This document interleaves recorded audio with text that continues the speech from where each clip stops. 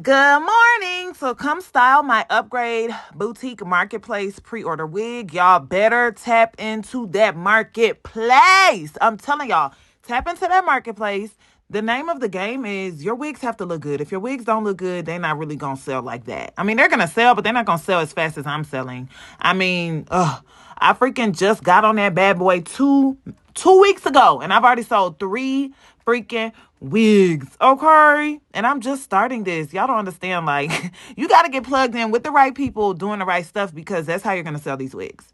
So I had bleach bath this wig because I did not have a color for a wig.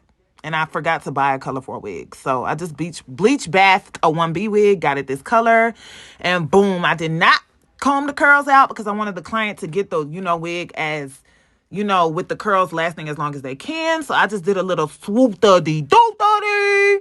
And here's the finished product. Y'all, I'm taking over. I mean, that's all I can really say. I'm taking over. Like, I am really doing my shiznit for real. Like, y'all gonna be sick of me. Period.